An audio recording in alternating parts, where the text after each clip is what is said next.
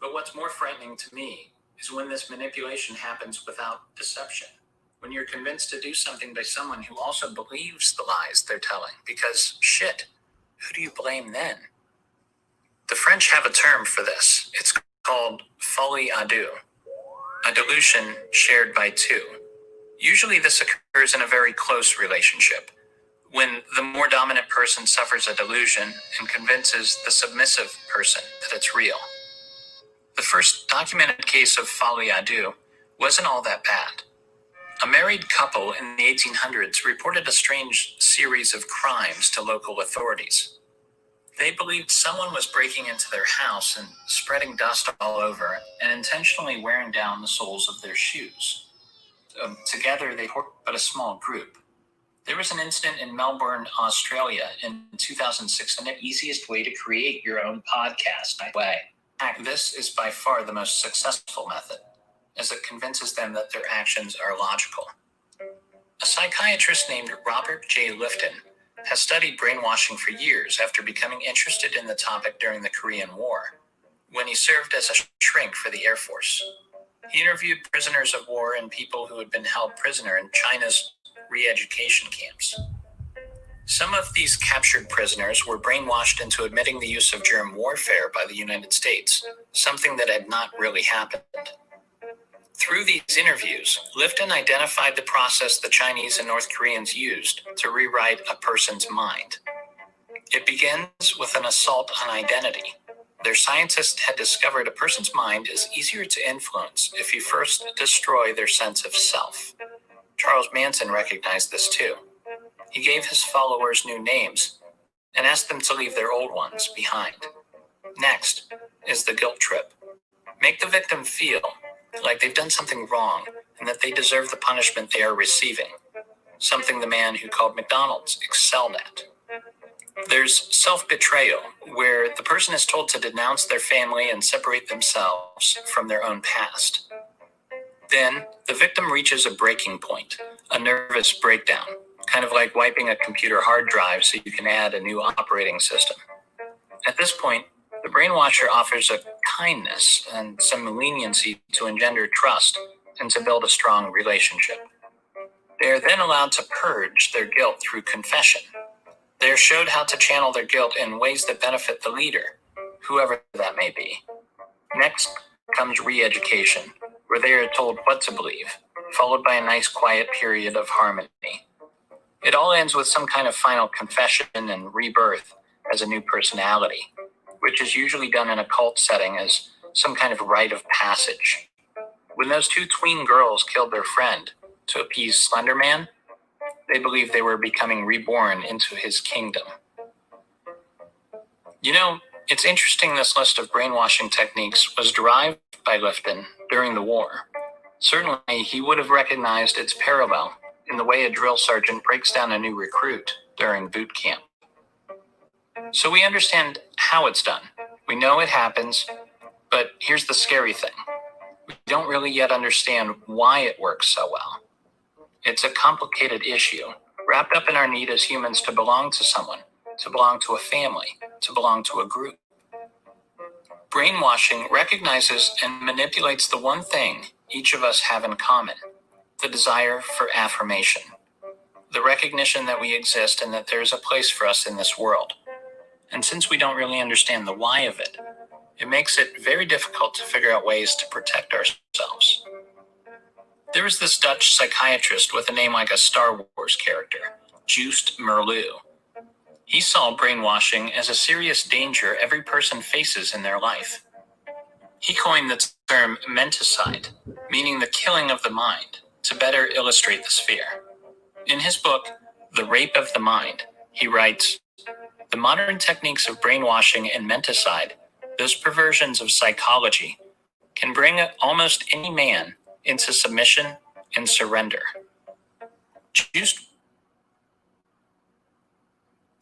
What do y'all think?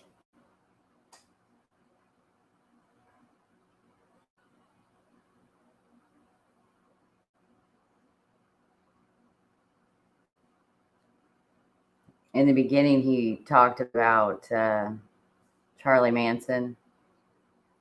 and just the Slender Man. That's a really great example of those two girls, to where they felt like if they sacrificed their other friend to Slender Man, then they would, whatever it was, like, I don't know what they thought they were going to get out of it, but I mean, they did. They brutally stabbed her.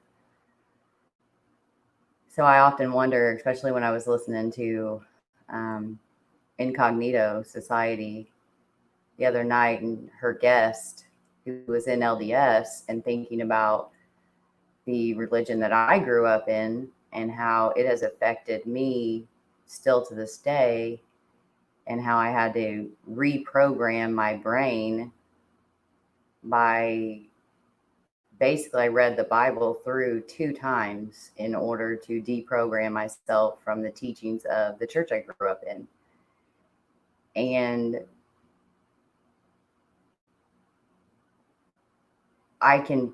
you can see where if someone did not grow up with any religion, say, they still grow up with the persuasion and what your parents teach you, even if it's like crazy. So I thought we could talk a little bit about that, have some Q&A if anyone has any questions about Ray Hanish case, Nicole Bowen, the episode I did on deliberating Delphi. I did finally find that file, the Audacity file, where I compared Garrett Kurtz's Hay to the Delphi killer's Hay.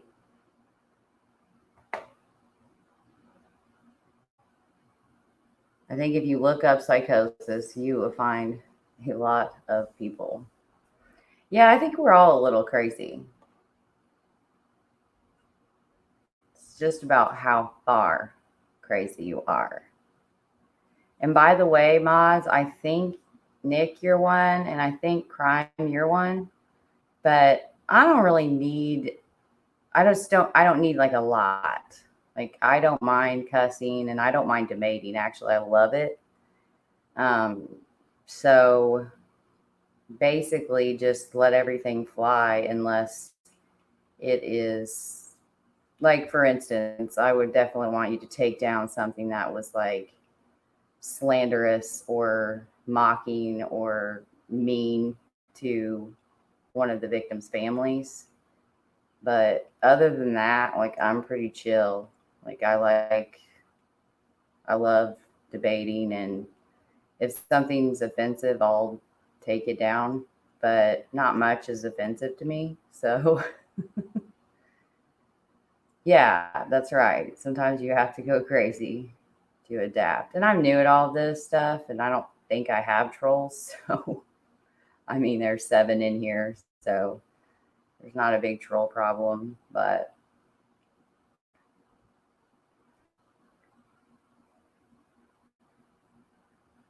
yeah, I mean, I think, with swearing, I feel you.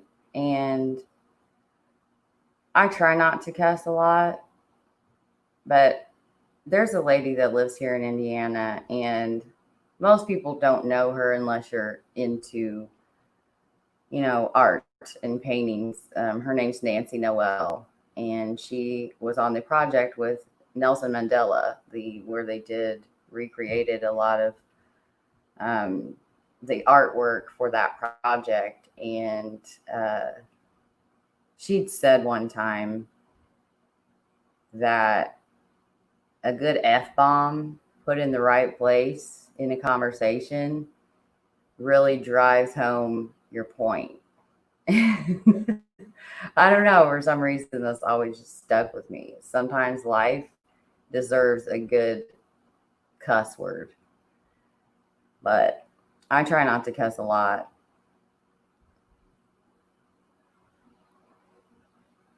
I just don't always succeed. But then again, I see the other side of it, to where if you have to cuss, then you don't really have a lot to say. A lot of people use them as filler words.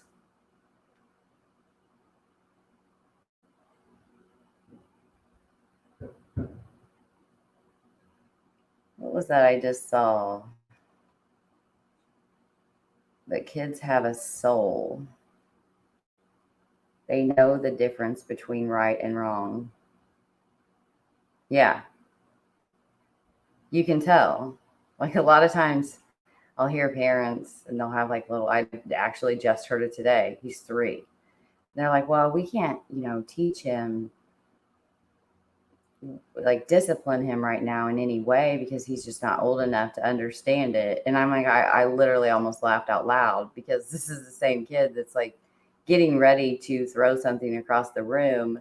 And he's looking at his mom and dad like, is this okay? They didn't do anything, so he proceeded to throw it. It's like that right there should show you that he knows what he's about to do is wrong. But so yeah. PG-13. That's tough for me. The race war needs to stop. Yeah, I mean, I really feel like the world needs a Beatles song. But unfortunately, it's just not.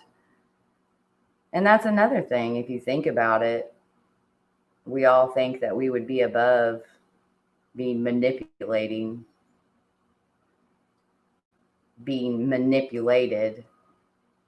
but we're manipulated every single day by commercials, TV, movies, the radio, books, Google, you name it. Like, we're all susceptible to it. And hey, Kanga, doing pretty good. Figured I'd just come on and answer questions if anyone has any. Talk about crazy ass Lori and Chad, Garrett Kurtz, and the Delphi live I did last Sunday, and anything else you guys want to talk about.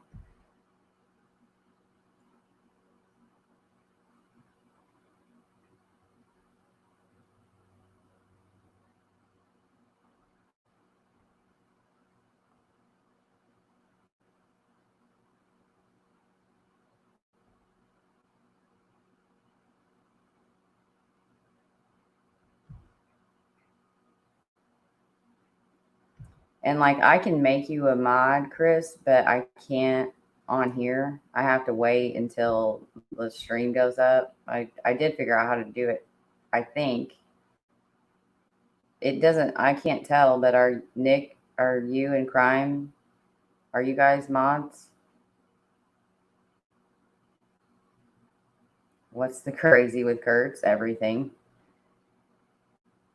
Can you guys hear me okay? I put a pop filter on my mic.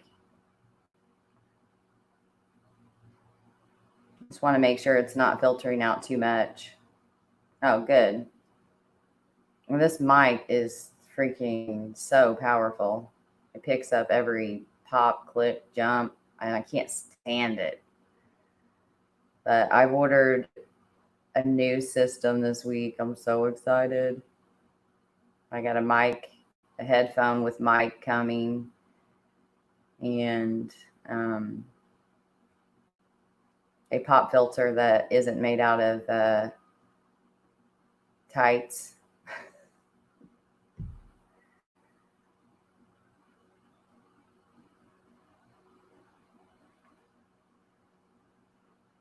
My voice is a bit scratchy. I don't know. We've been talking too much today. Does everybody have a good Father's Day? Happy Father's Day if anybody in here is a father.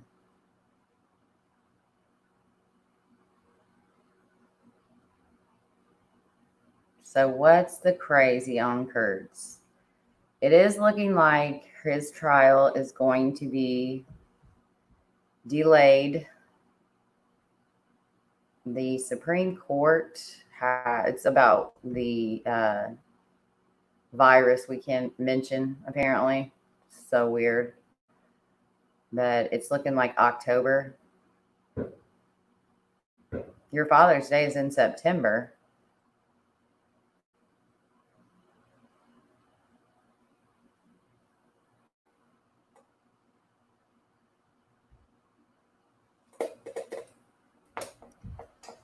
I love learning about other cultures and like what holidays you celebrate. I have a friend that I've met through Facebook. His name's Matt. Sometimes he joins, but they're like 6 hours ahead of us. So because I come on so late, am I picking up okay? Because I can go inside and plug in. Or is it real choppy?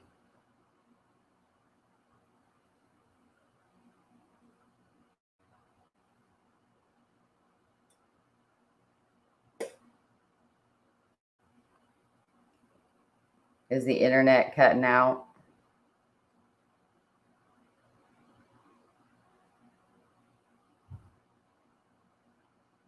Okay, good. Finally. Australia. So Father's Day in Australia is in September. Did not know that. Learn something new every day. But anyways, Matt, we got to chatting back and forth about like you know how here in the States you've got northern and southern and just the difference in what's that called, like your dialect, like you know the southern accent and the northern accent. Well, like where he lives in, I think it's Great Britain, like if you are, or yeah, I think it was specifically like Manchester. If you're from the north, you would be considered what we would consider like southern here. So it's like the opposite. And he says that they talk differently, but I don't hear anything different. And I've heard a lot of people from other countries say that about Americans. But to me, I can tell the biggest difference between someone from Indiana and someone from like Kentucky, Tennessee, Alabama, Georgia, or New York.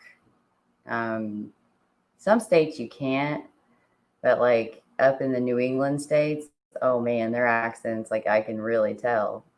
Is that true for you guys? Do you feel like all Americans sound the same?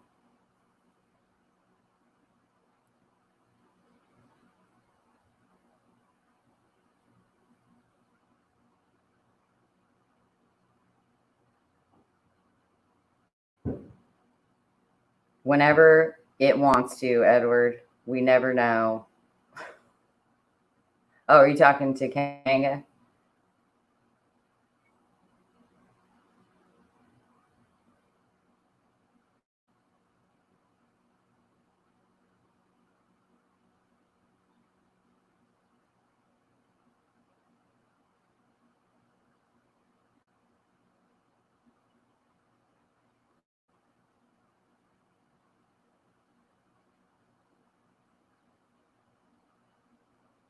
Oh, see?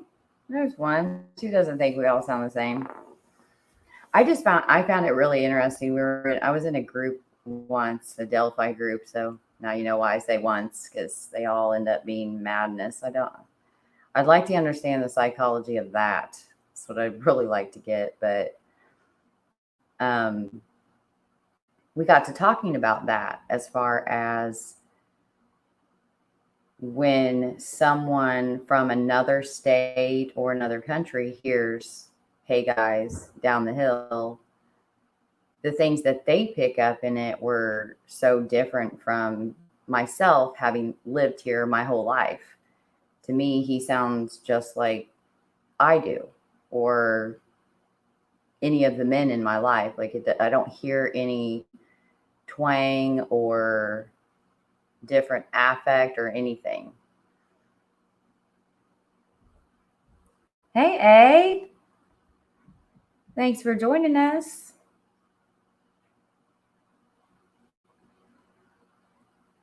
Oh, see, there you go. Where are you from, A?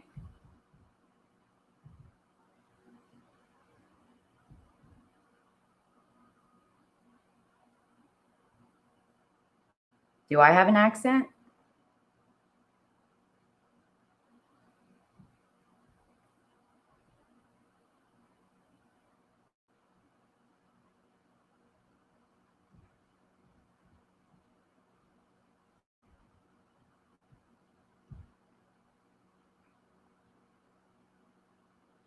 Oh my gosh, what is happening with Seattle?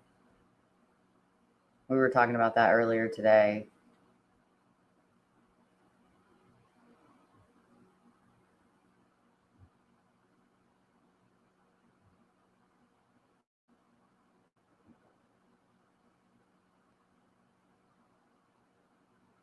No, I'm just talking about like not. I know this. I know the South isn't New York. I'm talking about like their accent from like a New Yorker or someone from New Jersey is like very different from mine.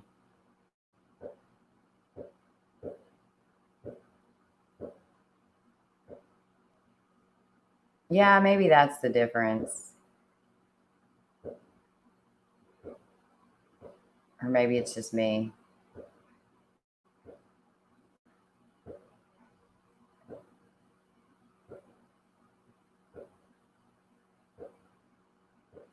All right, well, I'm going to try to share my screen and pull up.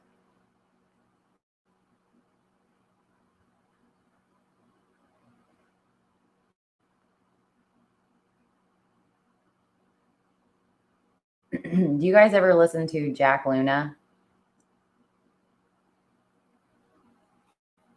He's from Canada. Oh, he's like my crime crush. He's got several different podcasts. Dark Topic, 911 calls, Monstro. Oh my gosh, that one's one of my favorites. But you got to really buckle in for that one. Like if you don't like the really dark stuff, you won't like it at all.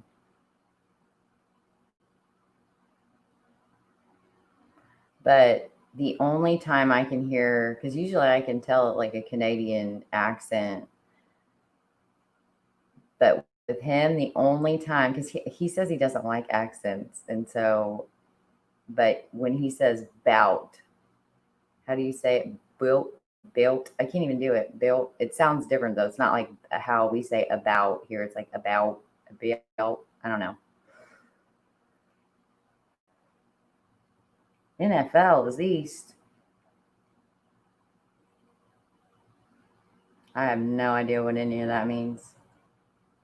Crime crush. Yes, he's so my crime crush. Do any of you guys have a crime crush? Or am I just like the only weirdo?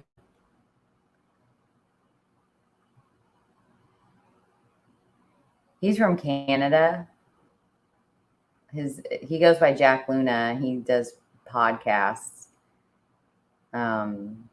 Dark Topic is the main one, but man, if you like he does this one. I can't remember the guy's name. It's called 911 calls. Oh my gosh, I could listen to the both of them all day long.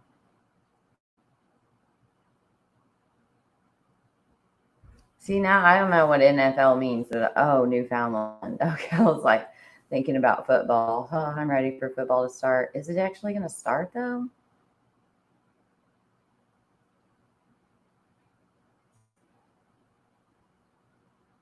Oh, I have no idea.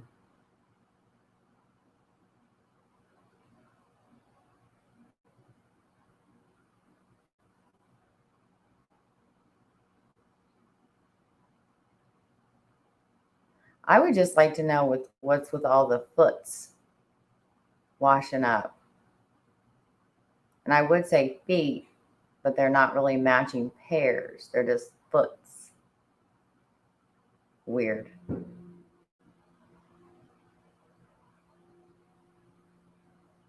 Stephanie Harlow is your crime crush? I don't know who that is.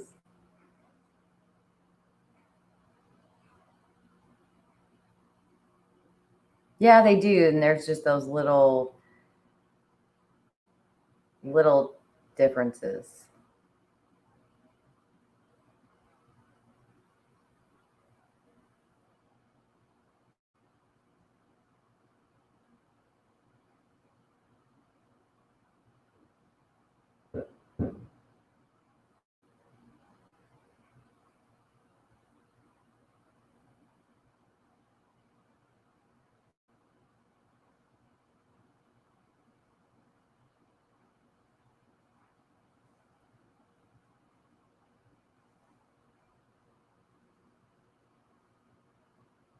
You lost your foot? What? What did I miss? Do y'all know what I'm talking about though?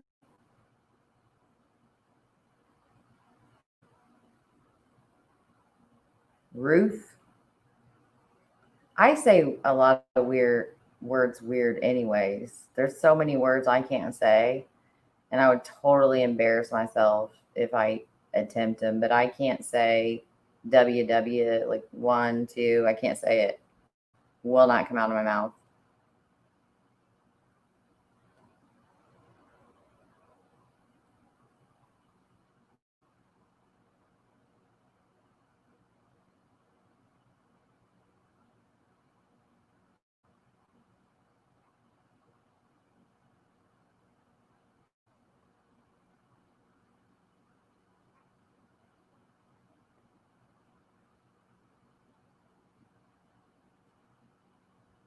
Yeah, maybe like lunatic.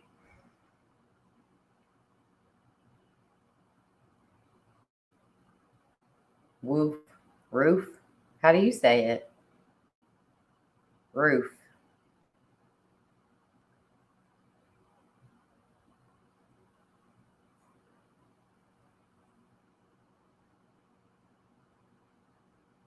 Put the rough on? Rough. Roof. Yeah, I guess that is quite different.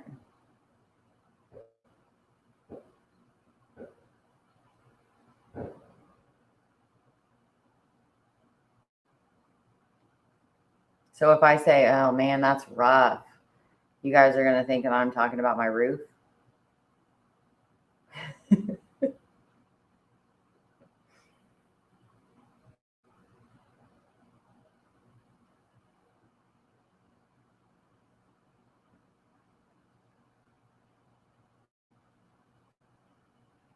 What? Kangaroo? You don't say kangaroo?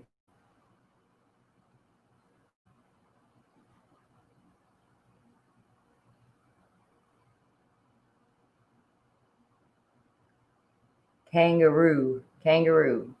Kangaroo.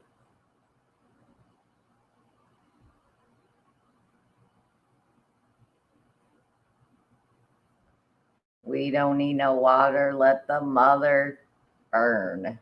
Is that what you're singing?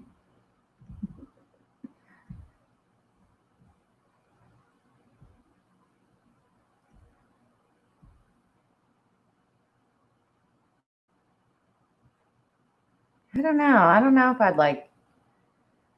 I mean, the public schools are a free education, but I don't know. You're talking about college? My daughter and I were debating this because she's getting ready to go to college.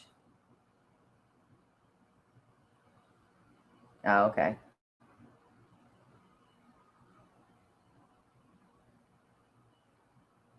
We say roof, the same sound as roo. So kangaroo. Oh, you mean roo.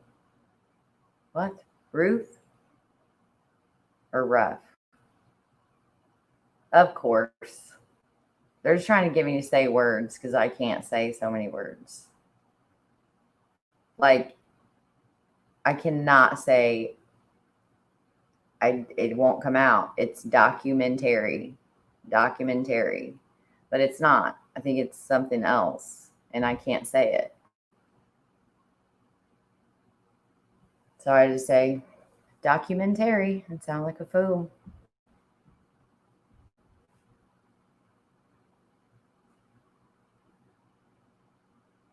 Teach 5 languages? Well, you don't have to take all 5, but they do teach French, Spanish, Mandarin, German. One other one I'm forgetting at the school my kids go to.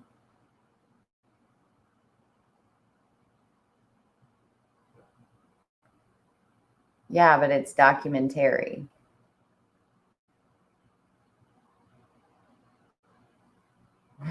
I can't say it.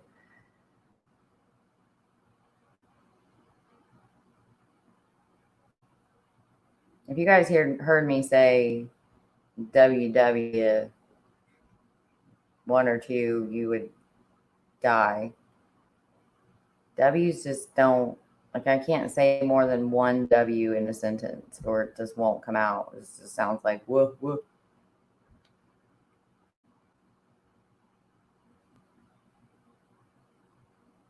Oh, you should have to take all 5? Whew. Man, that would have been hell for me.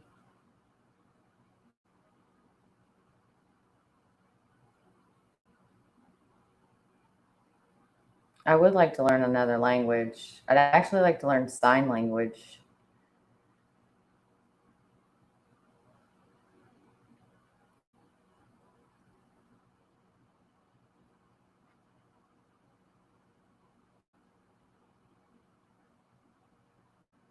Aluminum, oregano.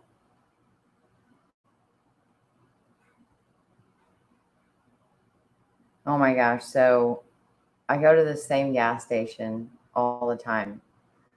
And he doesn't work there anymore, but there was a guy that was working there for a while. And I did confirm, like, he is from Australia.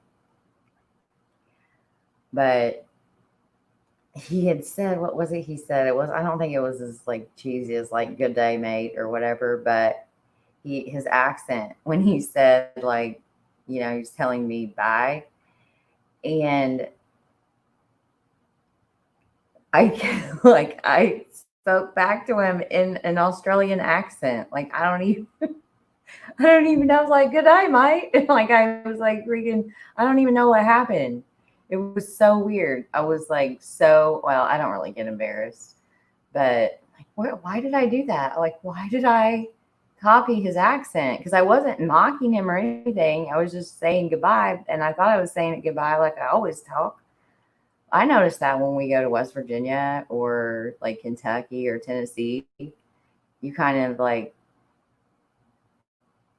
pick up words if you're there long enough. I don't know. It's weird.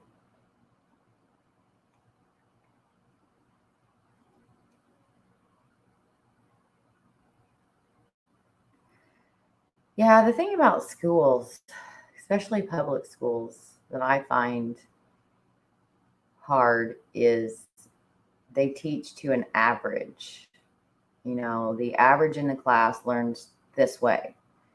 And if you don't, you either feel like it doesn't matter if your IQ is off the charts, you still feel stupid because you don't understand it.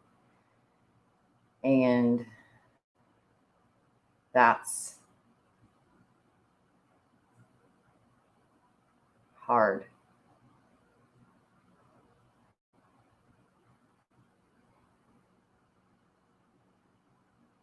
I'm split personality. I don't know what I am. It ain't right sometimes. Like, I couldn't believe the other night when I was on the last live last Sunday, when I was like just reminiscing about how I may kill someone, like, I don't really think I have it in me, but if I did, I would like dig a hole, let someone fall in it. I was like, oh my God, did I just say that out loud? See, this is why I don't do lives.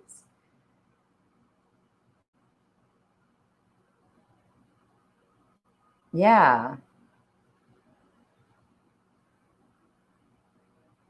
I think that's why mine is kind of not necessarily like real Hoosier, because my family isn't from here.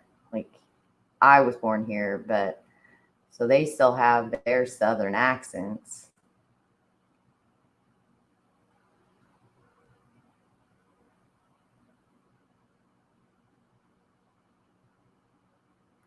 Yes, I did hear that.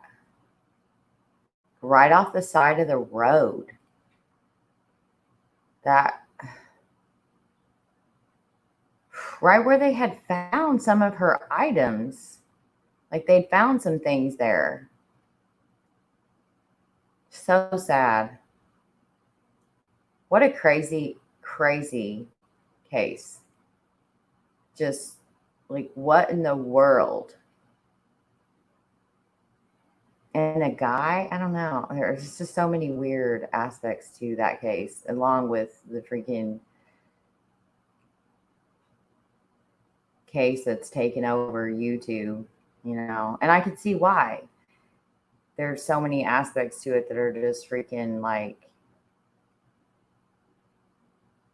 the psychology of cults has always been really interesting to me, no matter what kind it is, of how you can get a group of people to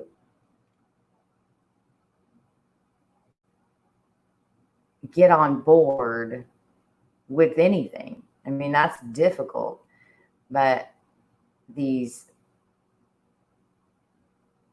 don't know, it's just, how do you get people to, but then again, if you're religious at all, if you really think about whatever religion you are, it sounds pretty freaking crazy. But so does believing in the Big Bang Theory. That sounds pretty crazy too. That just kind of like came to be. I don't know. I love philosophy, so I think that's why that stuff interests me so much.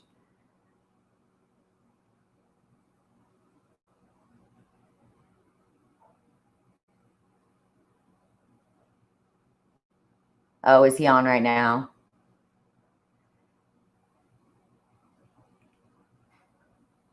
I think he comes on pretty much every night. It's usually a little later than this, though. I caught some of his live last night when, like, he didn't even know the news about them finding her body, Allison's body, and someone in the chat had told him, and like, man, you could tell that like hit him really hard. They've been covering it on 3 Men in a Mystery as well, and I mean, he's done a lot with that case. But yeah, I felt bad for him.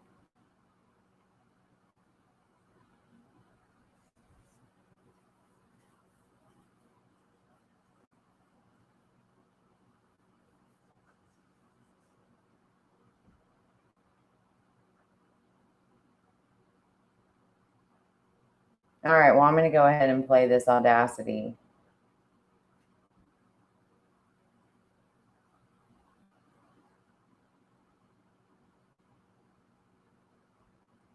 See what you guys think, because I don't hear it. I don't hear, to me, it doesn't sound the same.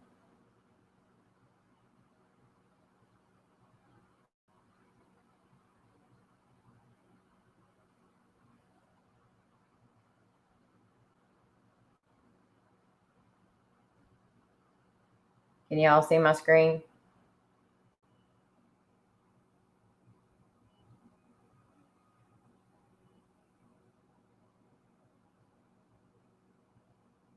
Can you guys see my screen?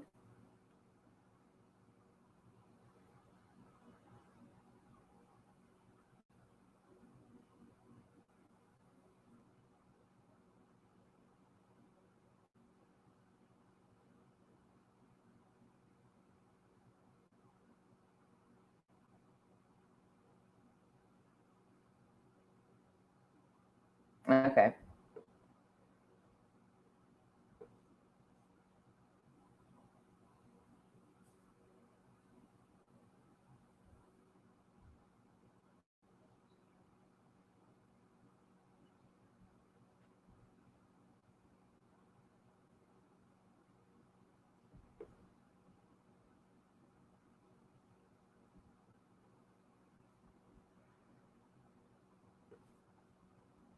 So this is just the regular one that I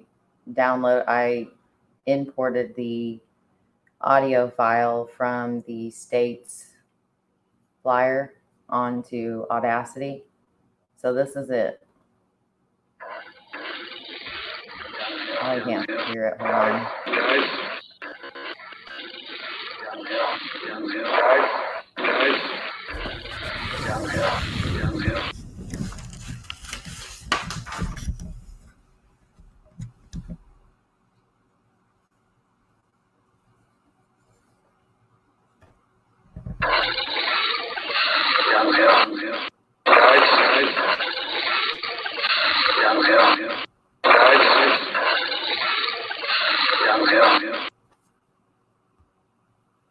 Did y'all hear that?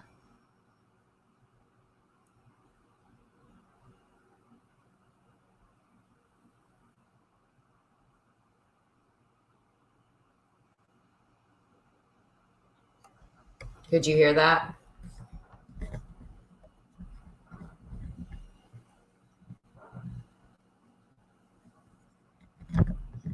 Could you hear that?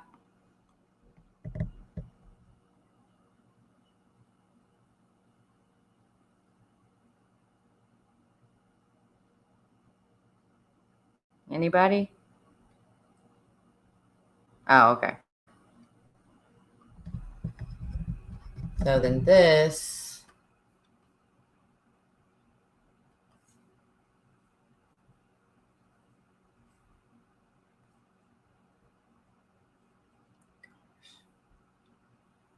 is the one I did where I cut out the static.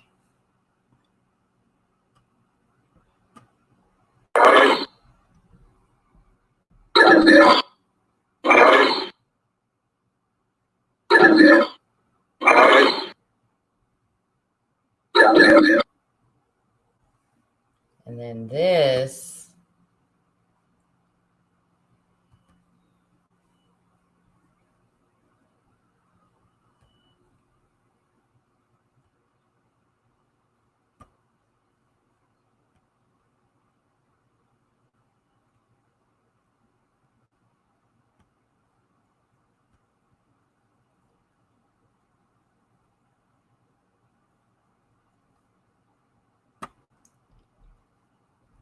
is Jerk It Curse compared to the Delphi Killer.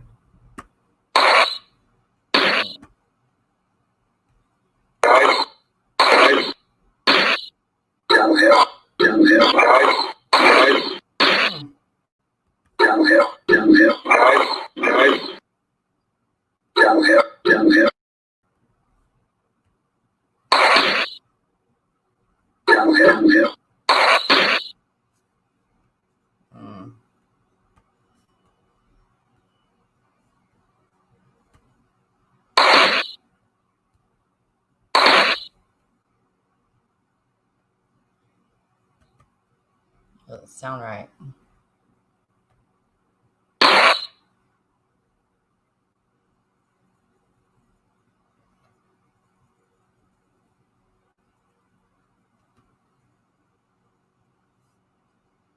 Man, I'm just never going to get this right.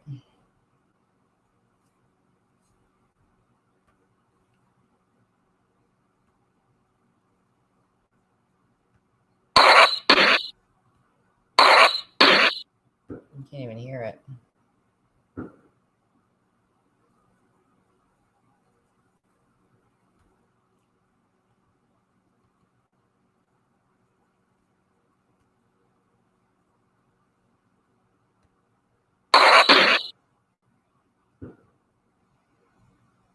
I think I mixed and rendered the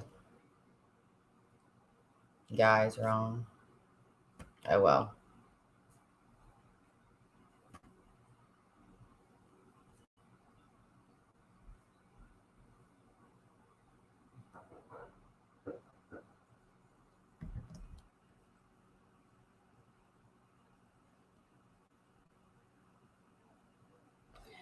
Yeah, I was.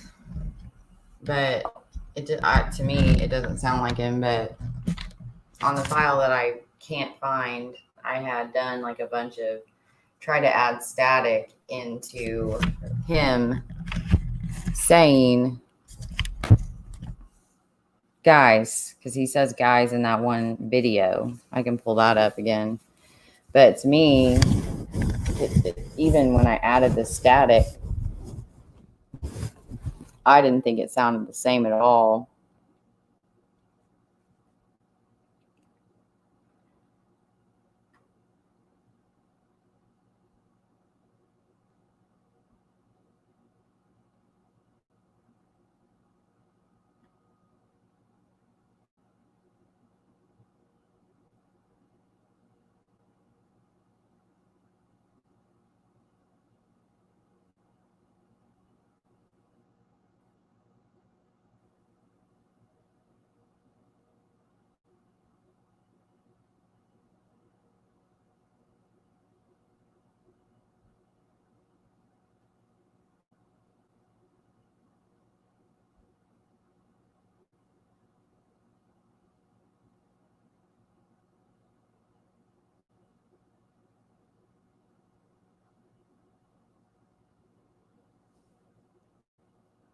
Addiction.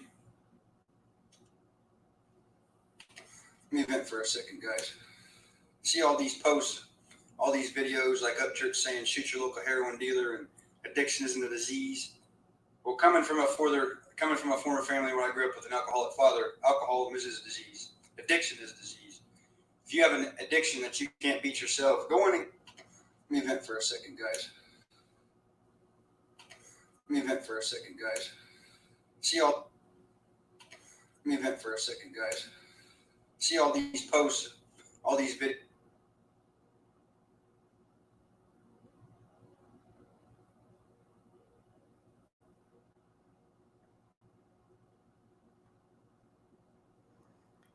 Yeah, like I don't think I hear it. You guys you couldn't even hear that. I keep forgetting to do that.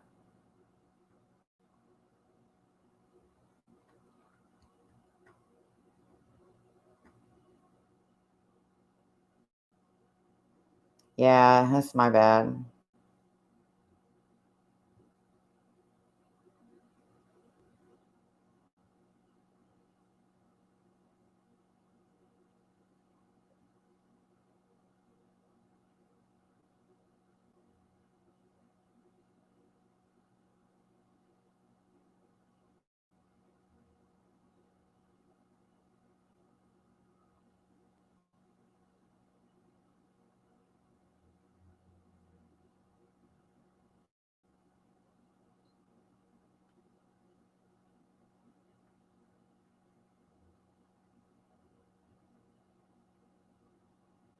Addiction.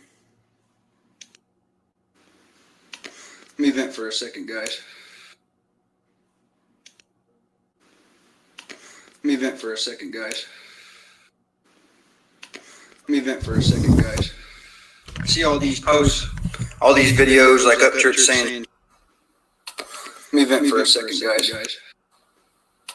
Let me vent for a second, guys. Let me vent for a second, guys.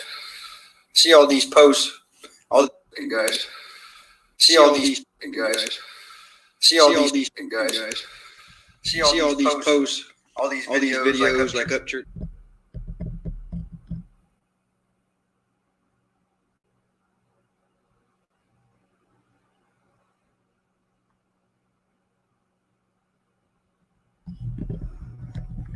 What do y'all think?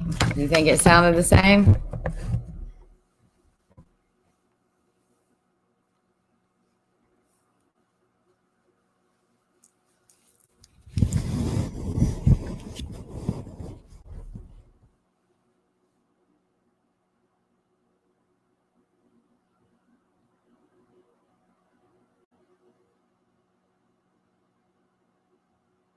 Hey, Lake.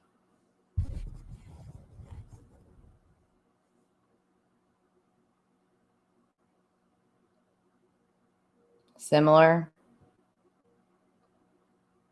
Yeah, I don't know. I mean, I'm never going to say How old he turned 22 in February. He was 19 at the time of Delphi.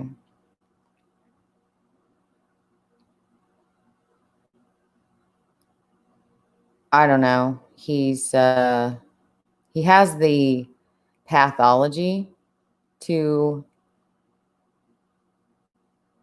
be the Delphi killer, just from what we discussed last time. And he has the, what was it, the means, yes, the opportunity, possibly. I mean, he knew the area. There's a lot there. The ability, the physicality, yeah.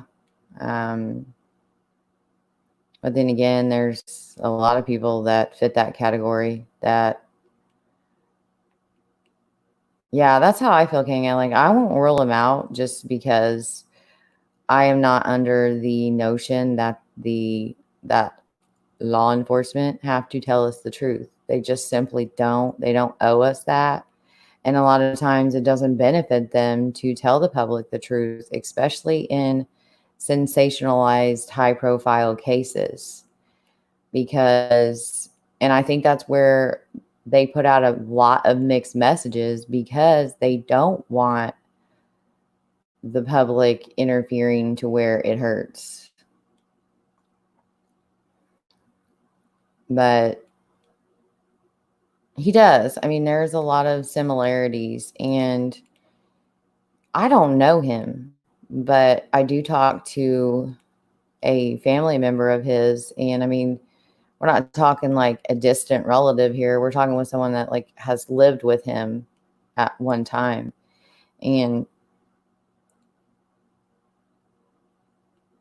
yeah, they are allowed to lie. They do not owe us the truth. And so that's why I don't rule anything out, really, you know?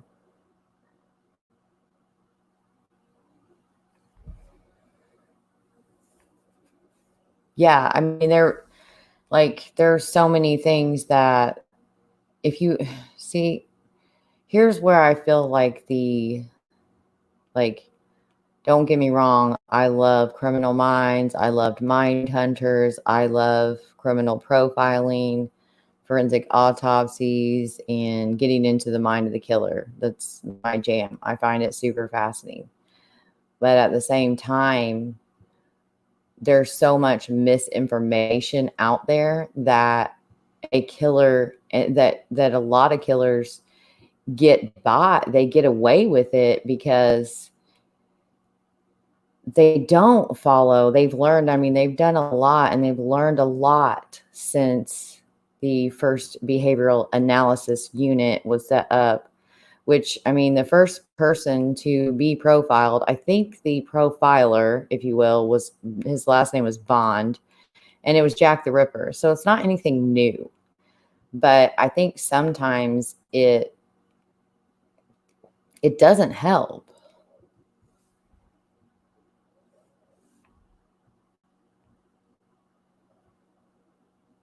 Are you talking about Jerk It Kurtz? Yeah, right. Yeah, and I think he does a lot, though. A lot of it is just for attention. I mean, I think someone, it might have been you, Ed, or maybe it was Chris, had said about this social media giving a false sense of self-importance. Like, we all think we're way more important than we really are, and that people actually care about our day-to-day life, and they don't, unless you're an investigator or a Facebook sleuth.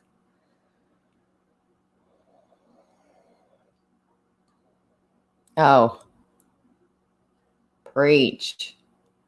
I hate it. I absolutely hate it. I mean, I get it, but I don't even like to say bridge guy, let alone BG. Like, this bastard took 2 kids and brutally killed them. in the middle of the day. Like, it doesn't even do it justice. Like, he shouldn't have a name, period.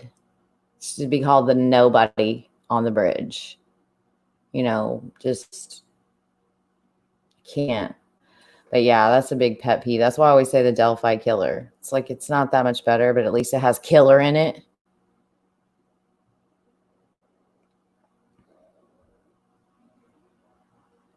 Yeah, there's not a formula. I mean, there are things that like there was one killer. He always took a lock of hair, or the one that always, like, it was an impulse. Like, he couldn't help but bite his victims or take a piece of their, flesh with him. Or you'll have those like signature type things, but everyone expects to see this pattern of like, oh, well, they didn't die the same way, so they just can't even be connected. Or, oh, well, the victimology doesn't fit, so they couldn't even be connected. Sometimes evil just likes to kill because they're evil, and they don't really have like a format of a like, they don't have a designated target. It's just, they like to kill. So whatever they have handy, and sometimes, like, I mean, there's been a lot that have killed in many different ways. Look at Ted Bundy. And now sometimes they will stick to a really tight profile, like Ed Kemper. Because he did realize, which is fascinating to me, that he was just killing his mother over and over again. So his type, the victimology of Ed Kemper was, they were all very similar, but sometimes he'd just throw in a killing of a guy. Same with Ted Bundy, same with BTK. Like, he had a very specific things that he did, but his targets were all over the place. I mean, man, woman, child, ain't nobody safe. Not even your grandma from that sicko. Bridge monster. But yeah, I mean, even Bridge killer, like, at least say killer, or like, he's a killer. He's a cowardly killer. Like, Israel Keys. Oh gosh, that guy. Yes, he was.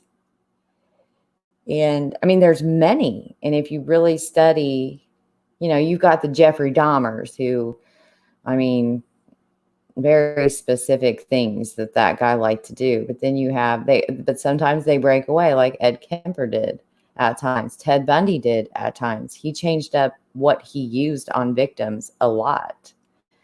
And I often wonder if the Delphi killer has not killed since, but no one's seen it because it doesn't fit the MO. I mean, the rarity of two teen victims, adolescent victims, whatever you want to call it, is really rare. Like, there's not a lot. Yes, he was very methodical. And he studied a lot, if I'm remembering right. And a lot of them do. And so that is sometimes, but seems like there's always that one compulsion that they have, that they like have to do. And that's why it was so fascinating to me when I heard the podcast Down the Hill. If you have not watched that, oh my gosh, please do. And See the Crime. I learned a ton from listening to Scene of the Crime as well. Those two are by far my two favorites for podcasts anyways. But what was I talking about? Oh, the signature thing, when he said there was like a few different or multiple different signatures. To me, I was like, are they is he just like, because, like, again, they can lie, and we've heard a lot of rumors of what was there. I've heard some pretty crazy ones, and who knows? I've heard that there were, like,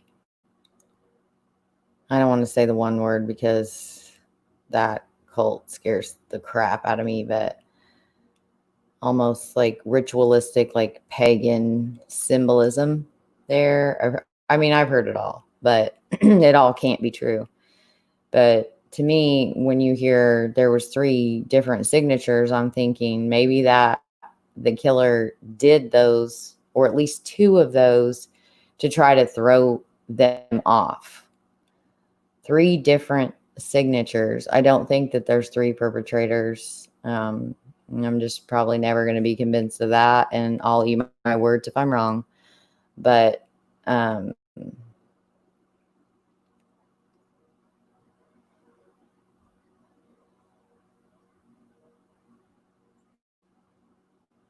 I do too. I think he's just he has a very addictive personality, and his 19 years or 21 years before he started killing, it was like a perfect recipe for creating a serial. And I think that he enjoys having the power, and I think that's why he likes strangulation.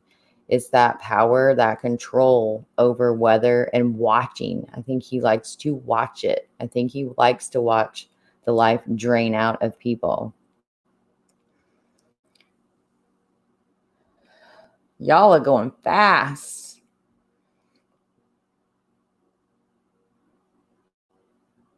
Yeah, I mean, I do. I think like to confuse them, but that's still pretty childish to do. I mean, not childish. I'm not thinking of the right word, but it's pretty amateur. It's immature. That's something like someone immature of like, ooh, what can I do to really throw them off? I'm going to throw in a couple weird things. Like, I don't think it really works. I think they can tell the difference. But I bet that there was one of those that was a true compulsion. Like they cannot help but to do it. Running, but I gotta be hard to just go back to meth and being satisfied after something like that. Yeah, he's addicted to the high. And I don't even know. I mean, I don't know. I mean, that's what everyone says is that it was meth, but I haven't seen anywhere where that's been like confirmed. He doesn't have any, like he has controlled substances, but it usually says synthetic, which to me is probably spice, which, yeah, that stuff. I saw a guy on spice one time when I went down to a homeless camp here in Indy looking for a missing girl. I had a guide, thank God, because it was just pretty crazy.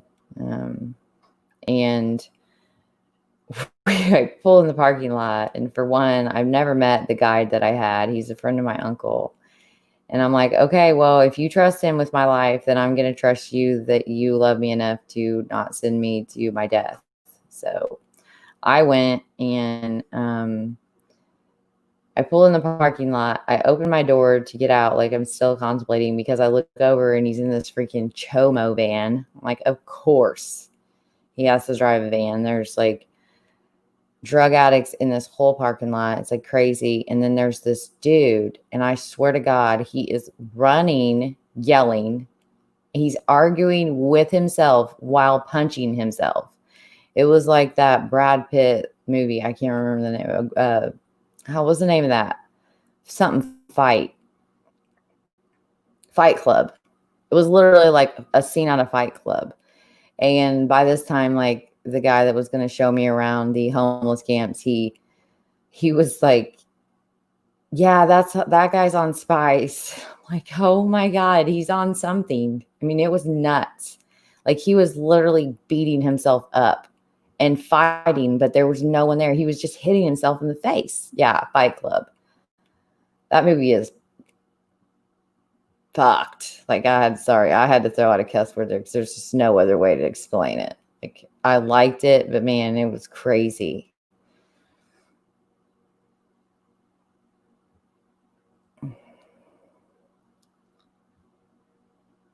Oh man, that would suck.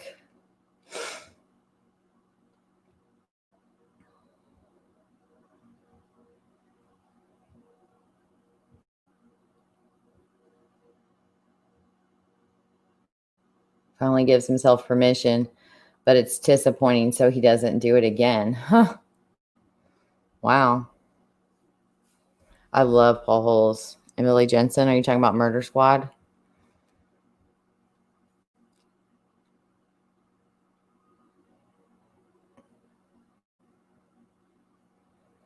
My thing with the Delphi killer, I've always wondered if he isn't a mission killer.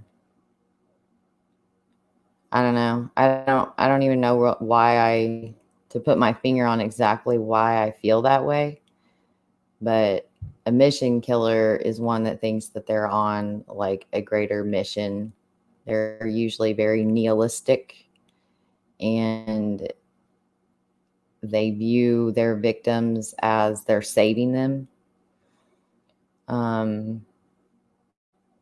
actually talked about that and told someone in chat one time, like how I felt about that, and like broke it all down of why I thought that. Well, the dude just decided to kind of like steal it. And then we were talking back and forth and sharing. So it wasn't just like it was all me, but I was just telling him my thoughts. And then he put it in the group, and oh my gosh, like he got so much shit. I mean, people really thought that he was the killer and they called him out, and it was like, oh man, I'm glad I never said that out loud. I don't really care. I mean, it's just the way that I feel, but I think maybe it was because it was coming from a male profile that's kind of obscure on Facebook anyways. And the details that he used to describe it, I never would. Just simply like, I think that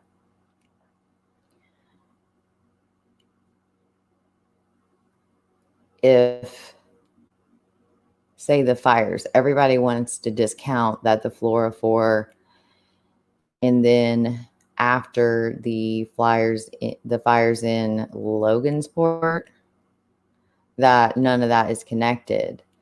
And I don't know. It depends. It depends on the type of killer we're dealing with. Like I said, yeah, like you got a firebug, they like to set fires, but it really just depends. I picture the Delphi kill to be like John Miller, who pretends as killer, live alone, an odd kind of person. Yeah, like, I mean, when I first saw the guy on the bridge, I mean, he does kind of look like a mopey dupe who probably, doesn't really fit in, and like, but that's just the way that he looks on that bridge, where I think that he's just average Joe, just that makes me want to sing that Trisha Yearwood song, Walk Away Joe. But I just think he's just average. He just fits in. He's kind of everybody knows him, but nobody really knows him kind of a guy. And everybody's like, that guy, he wouldn't hurt a fly. Yet the compartmentalizer, those are the guys that can get away with it the longest, because all of those things that we're trained to look for as indicators that something is different, they don't have them, because it's like they can take their psychotic sadistic, and they can just put it in a little box and then turn the key, and once that key's turned, it's locked up in there. And it's almost like they live their lives like they don't even believe they're capable of that kind of evil. And I think that that is a big reason why, if he does live in the community or surrounding communities, this isn't a person that anyone would think was capable of something like this, because they are able to compartmentalize it. And when you can put it in that little box and turn the key, you don't act different. They don't act any different. Like, they may be a little bit tired from the adrenaline for a night, but like otherwise they act no different.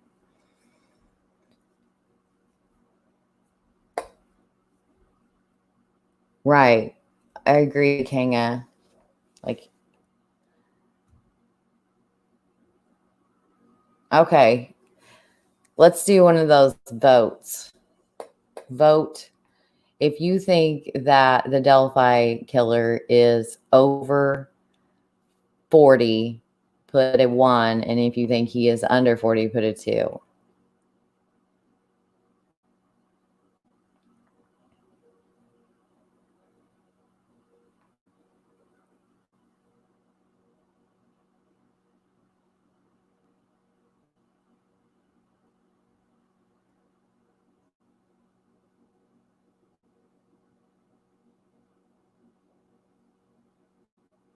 So over 40.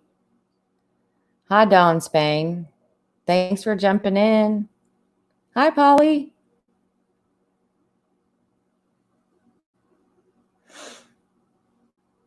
So dang, y'all think he's over 40.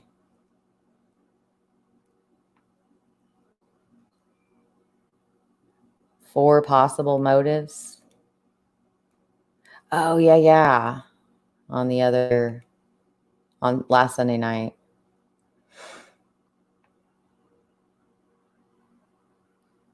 Right. I mean, it over 40, I guess they could handle the physicality of it. It's not like 40 is the new 80 or anything, but who thinks he's over 60? Anybody? Anyone think that the killer is over 55?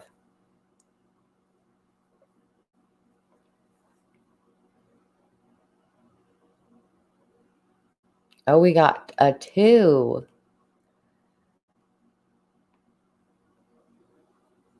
Possibly impotent.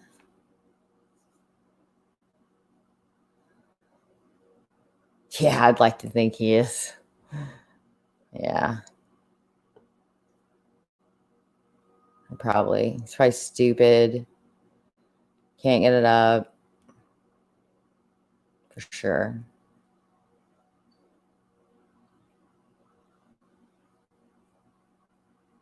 But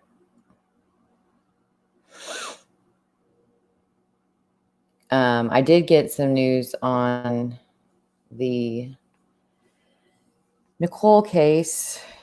Like I said before, it looks like Garrett and Ashley will be delayed. She had a hearing, and it was basically just to establish discuss the plea that they would give her if she testifies against Kurtz. Christopher Mathis has a hearing tomorrow. It will probably be very similar to Ashley's, and you can already see it on DocsPop. Ashley's has been moved to, I think it's like October teen something. But it's contingent. She has to do a couple things in order to get that plea. So, and what she has to do, I'm not going to say, but I think it'll be very telling. And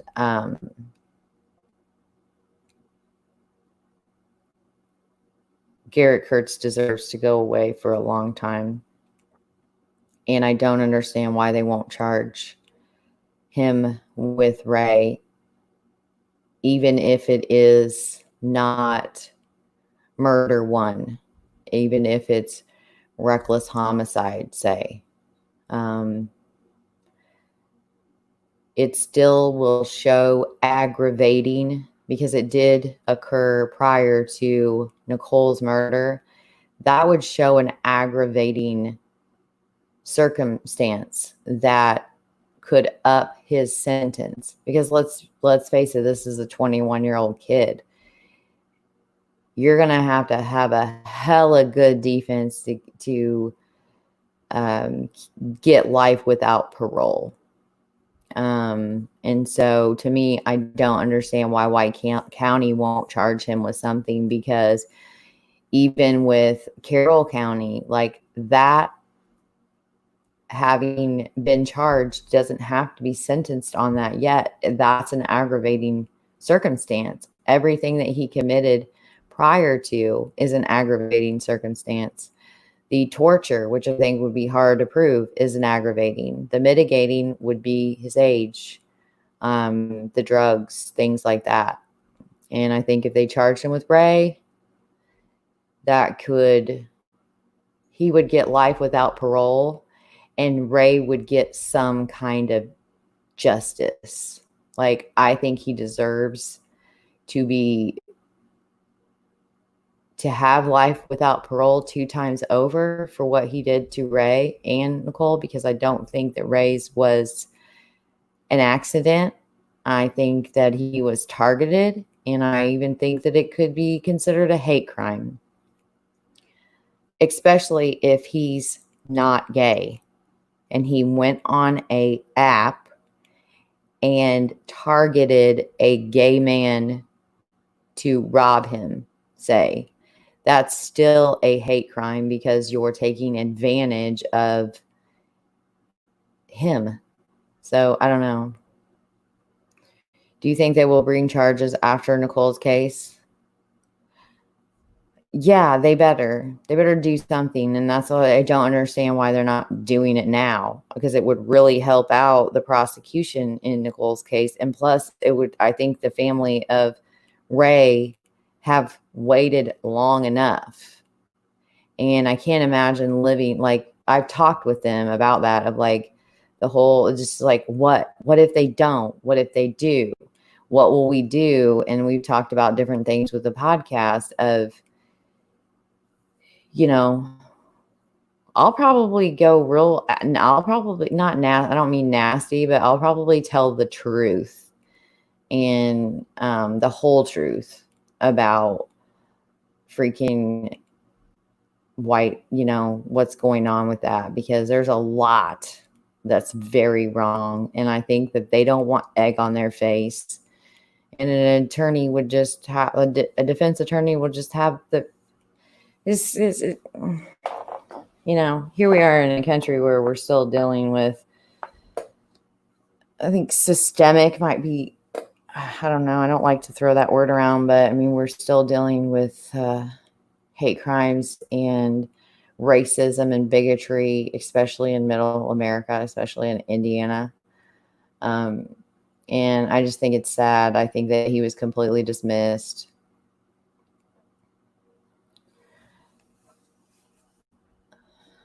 I mean, yeah, I would love it if everybody wrote Robert Guy, the White County prosecutor, letters, or called or emailed. Like I said, we're better together. Like, I can only do so much and by myself, but with people helping, you can always do more. And he deserves his own separate justice. And for him to say to Dottie, who, I know you guys haven't met her, I know some of you have probably seen her in a group, but I mean, she is just so sweet. She's just an amazing woman, and her strength, but I forgot what I was going to say. Oh, what he said to her was,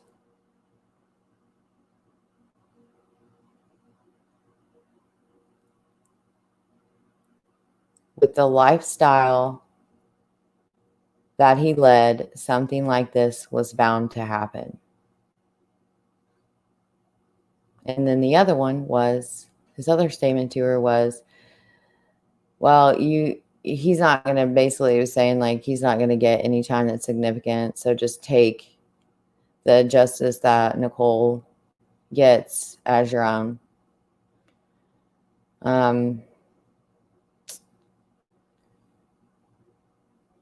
That's bullshit. That's not, no, I mean, and that it wasn't cost effective. Like, oh, there's so much So much wrong. Not cost effective. With the lifestyle he led, something like this was bound to happen. And you can just take Nicole's justice for your own. I can imagine the callousness of a prosecutor that would say that to a grieving mother. I don't understand. I don't understand it. Yeah. Totally.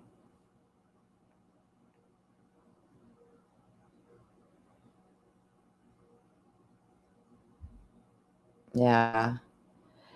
And like I was thinking about it with the stuff with George Floyd and all lives matter, and how when people hear Black Lives Matter, that's like makes people defensive for some reason. But it's not really any different than what I've said many times on the podcast. There's justice for all, not some. Like that's what it should be. It shouldn't be justice for some. It should be justice for all. And you know, of course all lives matter, duh. But if their lives, all lives have to matter before their lives have to matter before all lives matter, because it's just not, I don't know, that's just my opinion on it. Hi, Babs. Thanks for coming. Yeah, and then, you know, and that's the thing. It is terrible. It's absolutely terrible. And he should be fired. And it is an election year. If you live in White County, I'm just saying. But that he, like, when he did the write-up with Dave Banger and he interviewed him, he just basically said it all over again. Like he was like stood his ground. Like he means it. Like, sheesh. I have seen where one of the cops in the Breonna Taylor case got suspended. Good.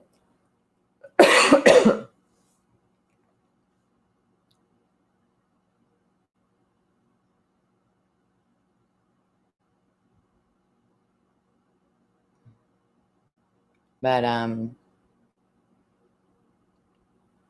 does anybody have anything they want to talk about or questions for me?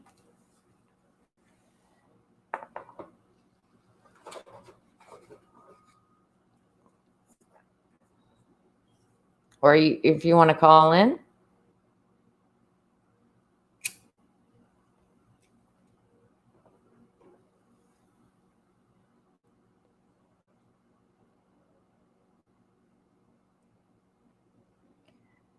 What if it were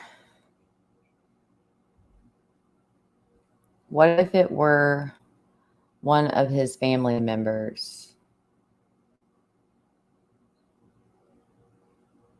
Thanks, Babs. Are you talking about Garrett?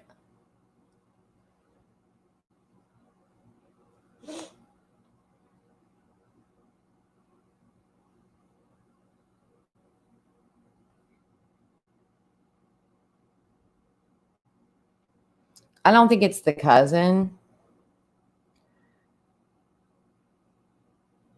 Oh, yeah. Yeah, it would be a completely different situation. And I think that, to be fair to prosecutors, he's been around a long time. And I think sometimes I've noticed it with doing this. Sometimes you build up like a callousness and you tend to talk about things with a very, flat affect, and or you just get so nihilistic with the plight of man that you forget why you're doing what you're doing. And Yep, sure did. You heard that, did ya? You can make lighters a little bit quieter. What are your thoughts on Delphi? Man.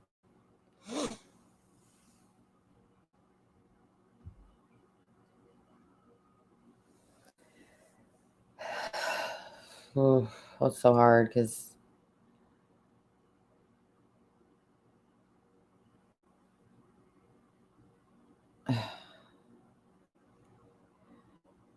Delphi's tough. I have way too many thoughts to share, and they change all the time.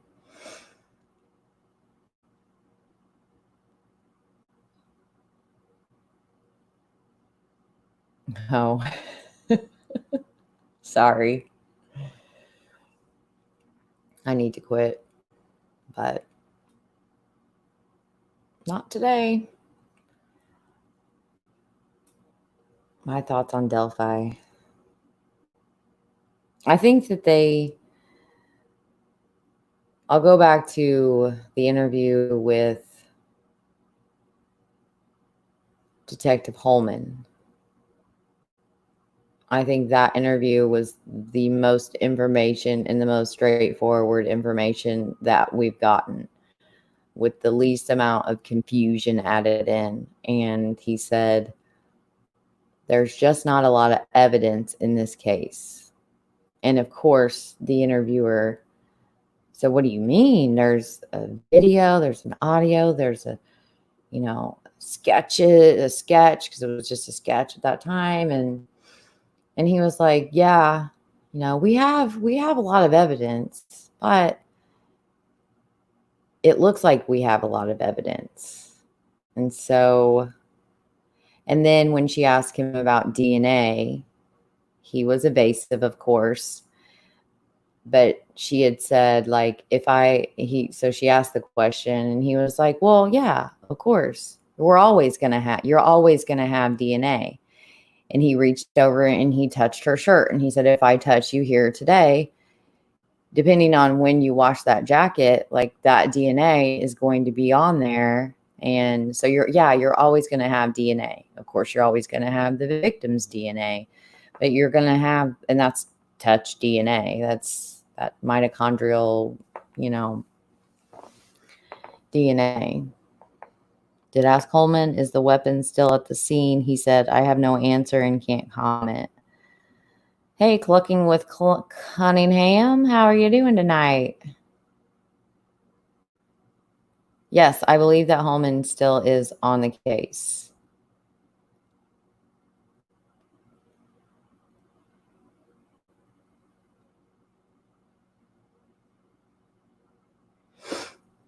Hey, Christine. Who was the LE that saw RL at the dump room? Yeah, that's a good question. But and I think the answer to that would be very telling.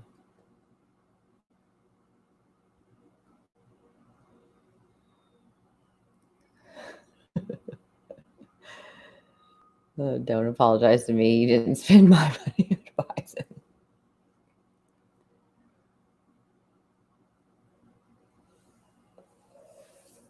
But so yeah, I think they have DNA, and I think that they have the type of DNA that you can cover. If you remember that word from Sheriff Tobe, but you can't try.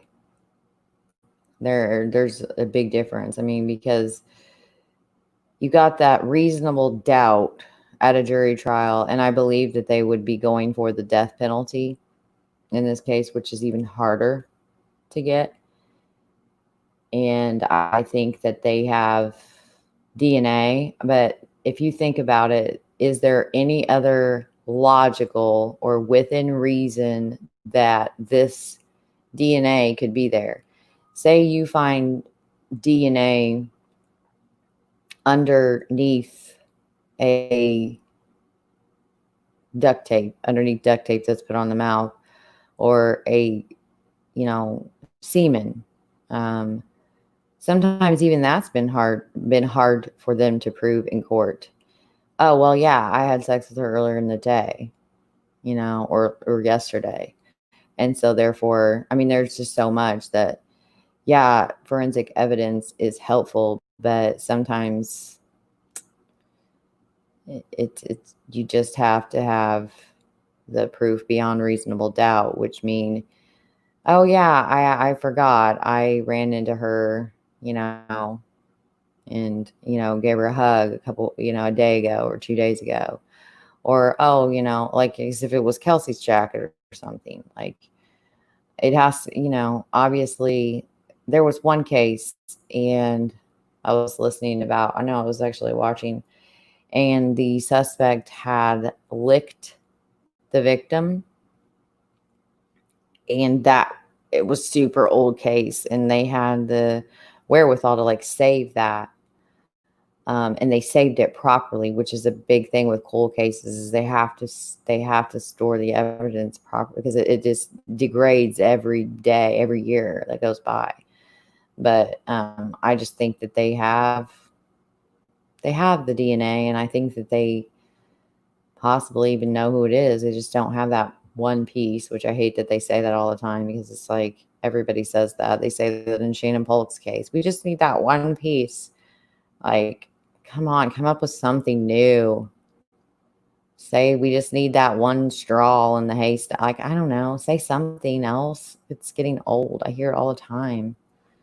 Of course, you just need that one piece. If you didn't need the one piece, then we wouldn't be here today. It would be a solved crime, and the person would be where they belong.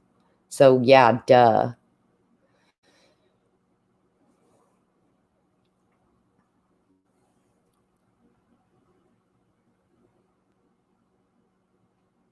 Yeah, I do feel bad for him. I mean, that was just like a lot.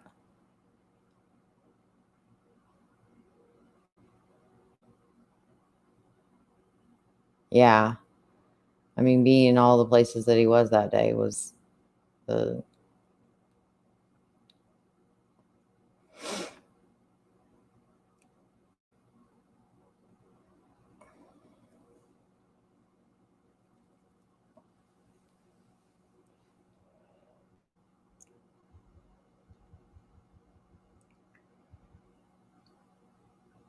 I didn't see what Lake said.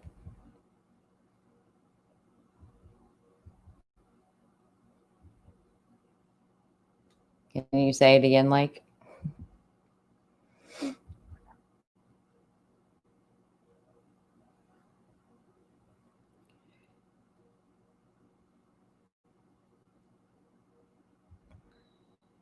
I don't remember that part of Holman's. Oh, I see. Yeah, it's right there. Third one up.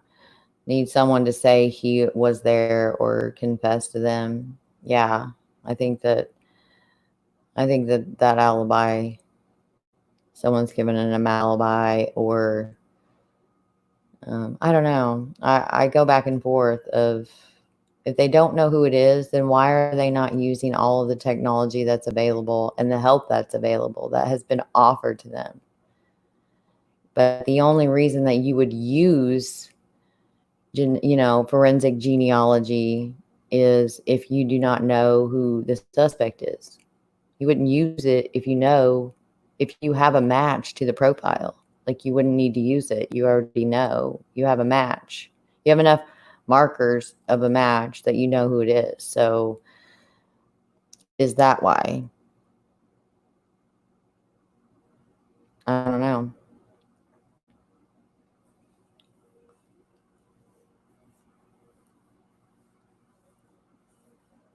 Oh, it was that creepy one. I don't understand. I don't get it. I don't know why he is still a judge after that video. I mean, it was clearly him. I don't know if you've ever heard him in court Fouts, but it was clearly him in that video. And I know there's other people that don't like to talk about it, but Yeah, he doesn't, like, that's so inappropriate. And then he was like, well, when I saw you in court, I just knew you were someone that I needed to get to know. What? Gross. Ugh. He does have some serious issues. It's gross.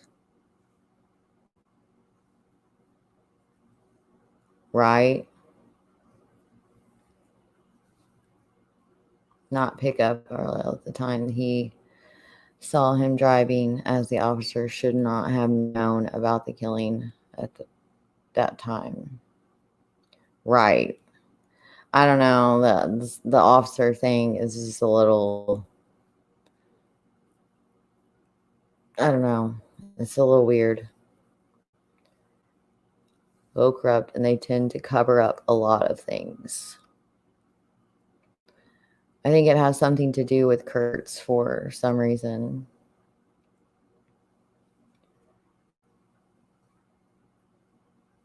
Yeah, I mean, I'm not going to rule him out. He's got a lot more than a lot of other suspects I've seen, other than the ones that aren't named. But, and I think sometimes too, I've seen that with Shannon Paul case and a few other ones that I've worked on in the past. And when you have multiple agencies and just the mentality of a lot of, especially when you rise up in the ranks, a bunch of alphas. You've got a bunch of type A personalities and egos, and they all want to be right, and they all think they're right. And when you've got people that are now working together on a case that, like, I think that sometimes that gets in the way because everybody has their own agenda and they have their own ideas, and then they take off with it. Like with Shannon's case, they had these two girls that came forward and gave this sketch. Well, if y'all saw this sketch, like, this dude is a child's nightmare put down on paper by an artist. Like, the eyes are far away from each other. They're bulging out of the head. He's got like this big block head, and he's got this hairy mole on his face. And come to find out, it took him 16 years, but they finally came out and said that the sketch was not real. It never happened. But from the time she was missing, she was found 6 weeks later.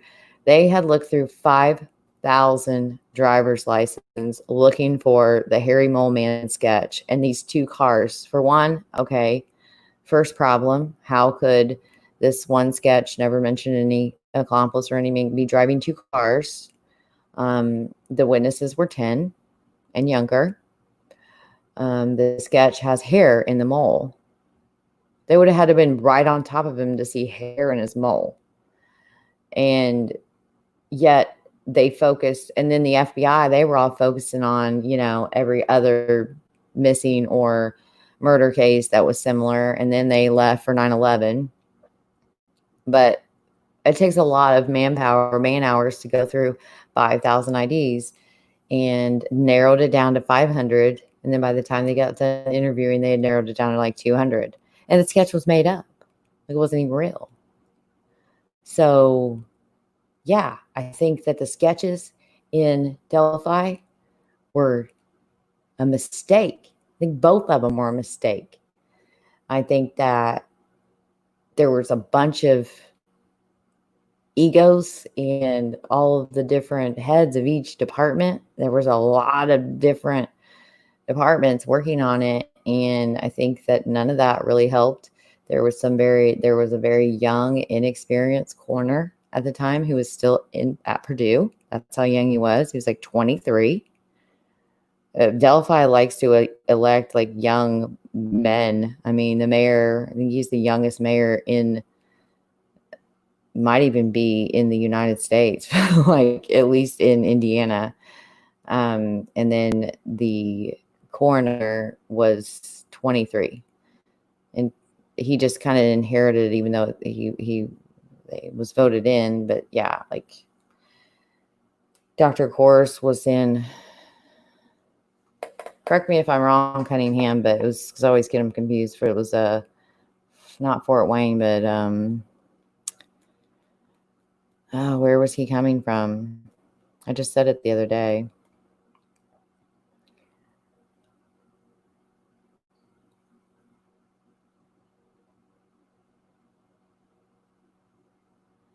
I'm sure somebody will remember, but it was like 2.5, 3 hours for him to get here. But the way that the way it works, the way the protocol is, the coroner has to, declare them dead. And so I just think that, I think there was a lot, the searches, because, and there's no fault of anyone. I mean, I don't really think anyone thought that they had been murdered. I mean, this is freaking Mayberry. It's just, and so all of the searchers that were out there and the searchers that found her, I don't think that they all stayed away. The chatter the next day, which everybody thinks it was them trying to keep the FBI away, which I totally do not think that at all. I don't want that to get twisted. I think it was the people, the looky-loos that were down there. And I think they were saying, like, when is the FBI going to get here? Because they were there with the crime scene unit and the other state police that were coming, and they were bringing them. And I don't think that they were trying to keep the FBI at bay. I think they were trying to keep other people at bay. And they had some, yellow tape up. Like, I think there was a lot of contamination, but yeah, he's hard to read, because he has got the same affect and facial expressions no matter what, which makes him for a really good spokesperson sometimes. I know for a fact a PI did look at Delphi case, but said this person chose to do it on his own, occurred as concerned citizen. What?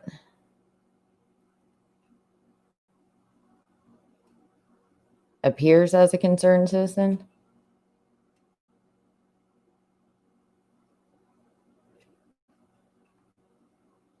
Sorry, I'm getting all these stupid notifications. It doesn't have a lot of coincidences. I find it funny that the FBI agent just visiting was head of the human trafficking unit, especially in lieu of the Fouts video. Well, if you look back in the newspapers, there was some bus going on over in some other areas of Indiana at that time. But we have local FBI headquarters here in Indy. And I think that the FBI agent was a friend of someone, which is not uncommon. I mean, they can be friends. And I think that, like Holman said, because he's state, he heard it over the radio and he called the sheriff to say, hey, y'all need some help.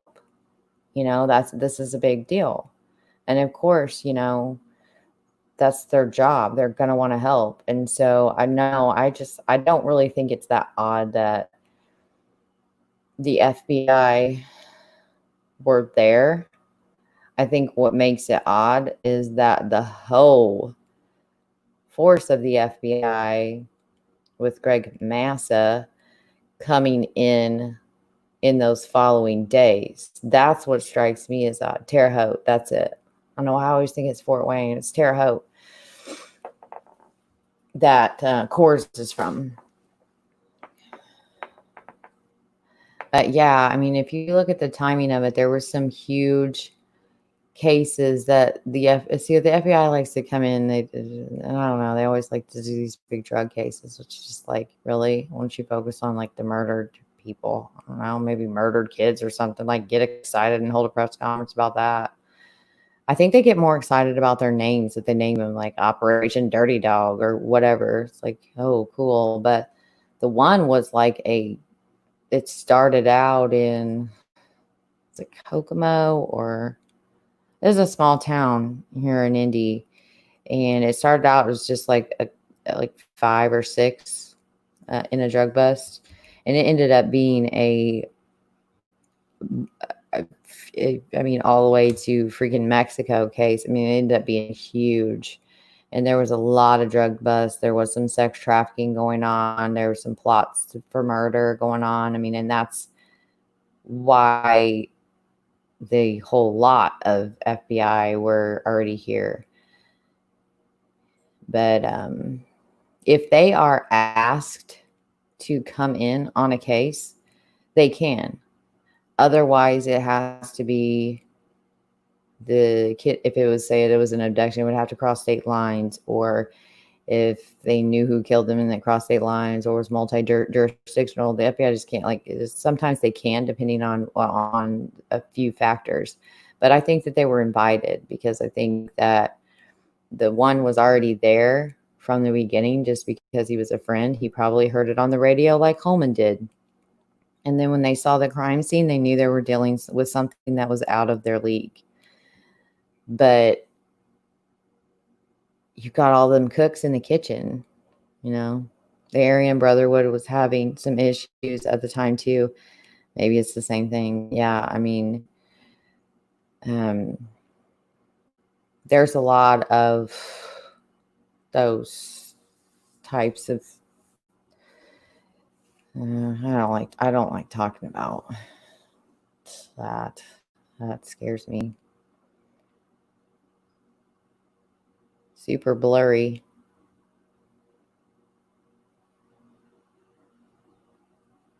So much information and yet nothing at all. Yep. And that's pretty much what Holman was said. Yeah, right? It was surprising. The SUV with the decals.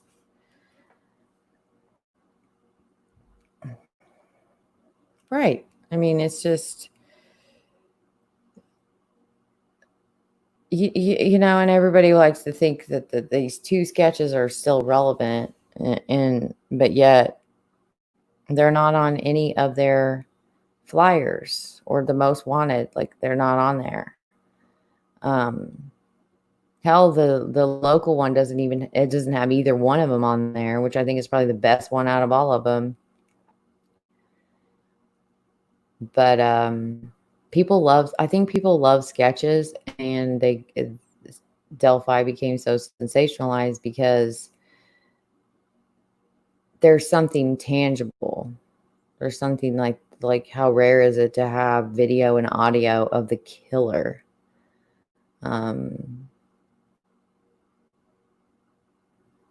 Plus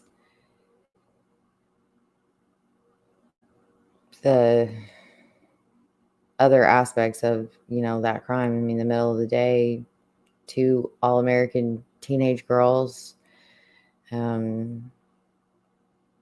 I mean, it really is. It's just conflicting and it's confusing, and their statements go all over the place. And then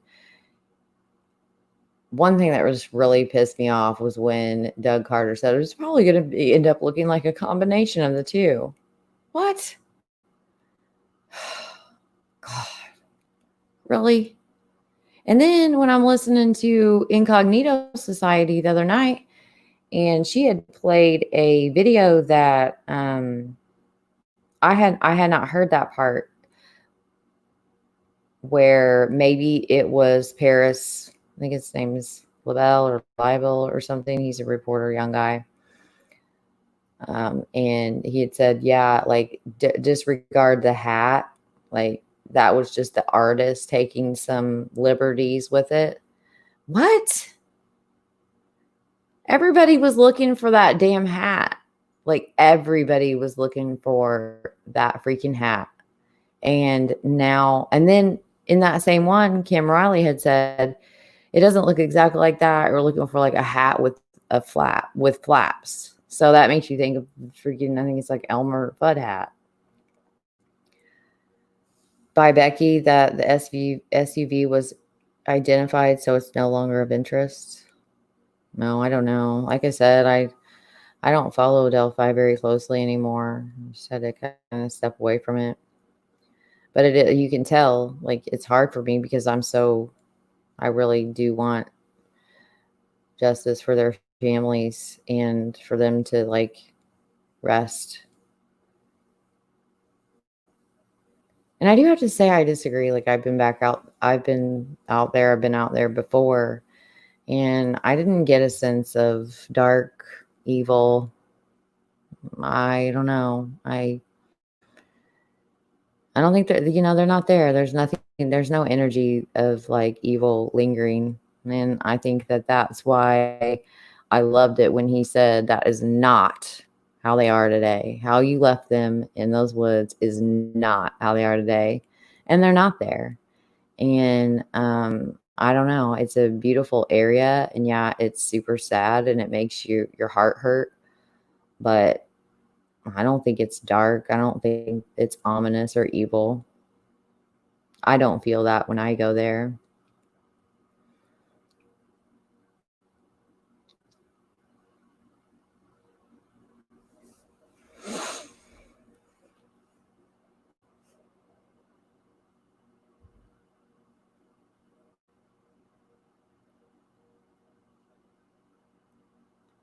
Yeah, I think so. And one thing that's always throws me off is, I mean, there's so many men that have been interviewed and their DNA taken. And like, I know this, like, I know some of them. Like, they can't possibly process all that DNA. I mean, I guess they could. I guess they seem to have a lot of money for this case, but yeah, there was an Elmer Fudd sketch. That one cracked me up. I'll tell you another one that I don't know. I mean, there's another sketch out there, and it was made from the video by someone that's pretty, I mean, he worked for the FBI. I wouldn't be surprised if that one might not be dead on the money, to be honest. I can't remember the name of the guy, but you can find it it should pop right up. The guys, they have the hair different, but yeah, like,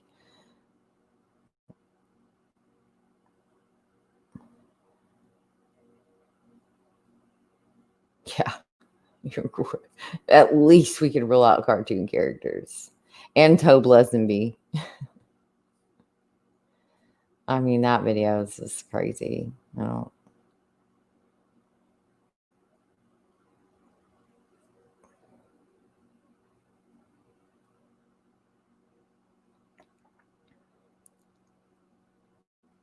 Are you talking about McCain?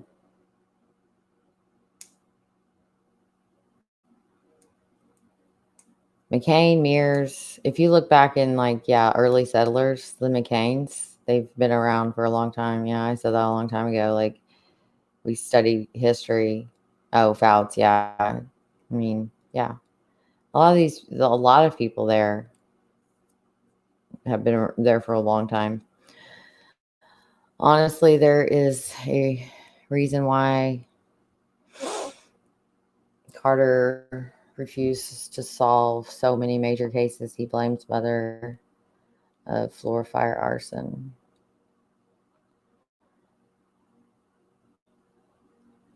I could see where you could get that out of the interview, but I think he's just flat out frustrated with her.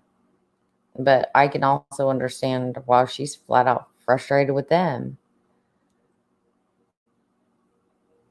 He's a judge in Carroll County. Okay.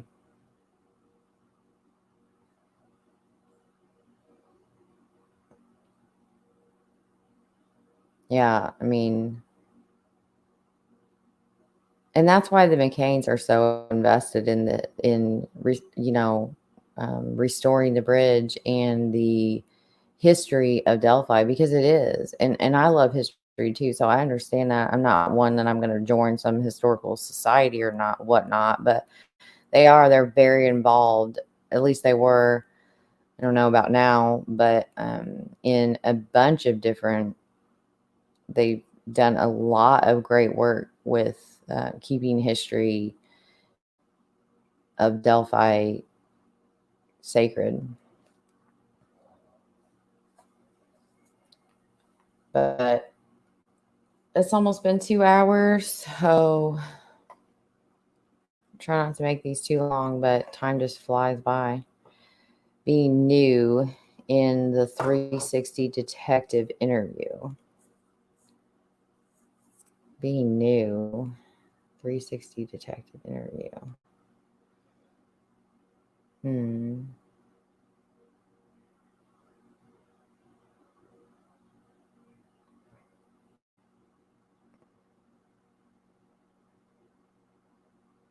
Yes, it is. You're right, Christine.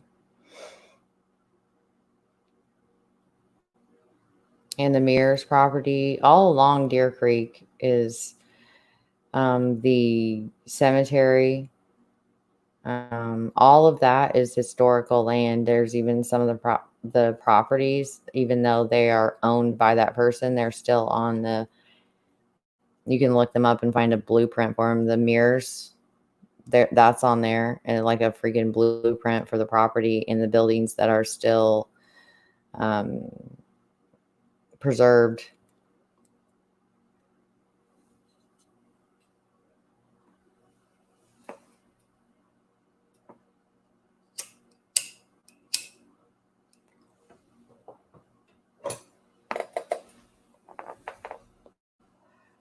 Just lit another one, Kanga. Well, actually, it was the same one. It went out.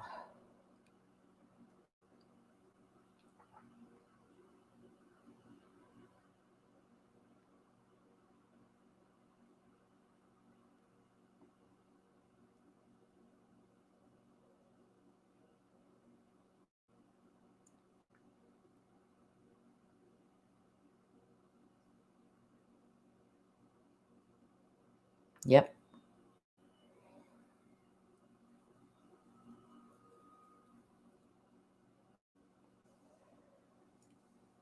All right, Cunningham, we're getting ready to wrap up. So what was the name of the case you wanted me to pull up?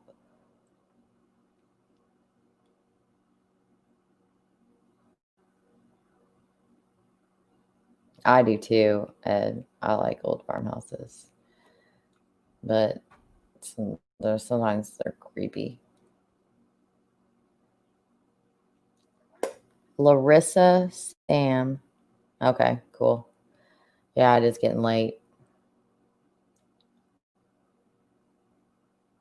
There's so many cases. It's so sad. I wonder where Ange is tonight. She's probably got her grandbabies. Hope she's feeling better. And then I think the Talitha Beckley, where she's not in Newton County Jail anymore. She has been sentenced on the theft where she peed, where her excuse was, oh, we just stopped to take a pee. That one, she was charged. It does not have what she was charged with yet, or what her sentence was on the charges, but she has been transferred to Rockville Correctional Facility. And it does say that her earliest release date is March 5th of 2021. This is Pulaski County.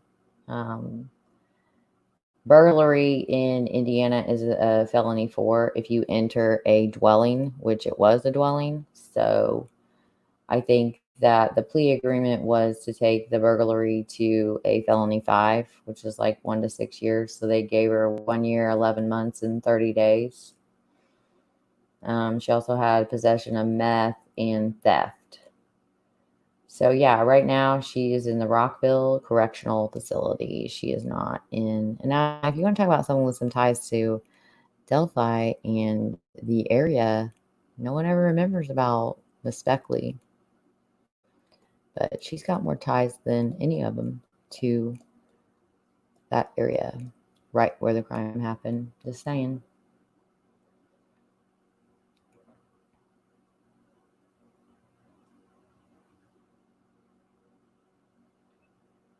So because it was a violation of the probation for a sentence she'd already served, the law does say that they may be required to serve up to their entire suspended portion of their sentence. So that pretty much is her sentence, and she still hasn't been sentenced for Nicole, so she'll probably hopefully at least get another year for that.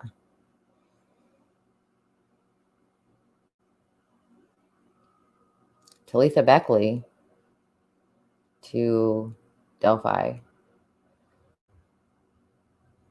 Yeah.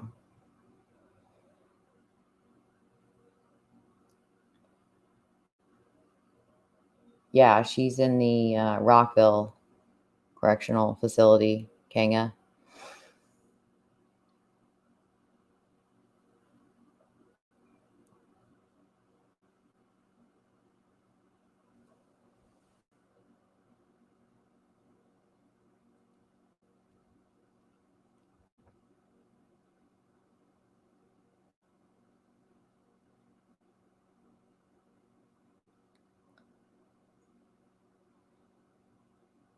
Good night, Clucking with Cunningham. It's a human trafficking disappearance case. Man, those are always so rough.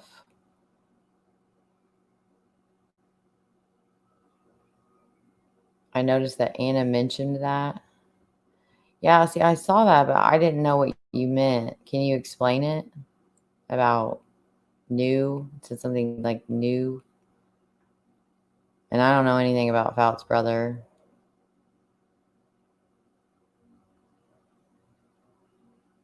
No, I don't delete them. I have before, just because when I listened back, the sound quality was shit, and my internet was bad. So if the sound quality is bad, then I probably will. But if not, then I don't care. I usually mean what I say and say what I mean. So.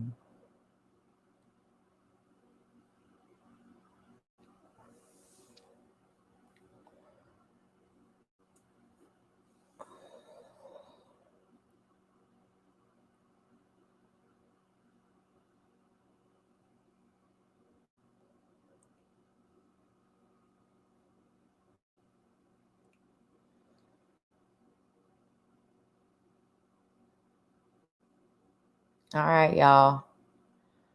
I'm going to sign off.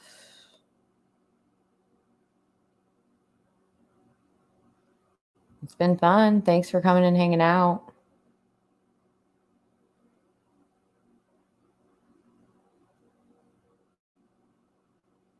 And again, you guys can email me, coldtruthpodcast@gmail.com. If you have any topics you would like to discuss, or if you would like to join me on a live.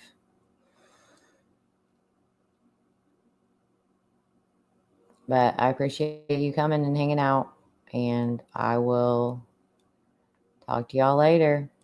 Have a good one.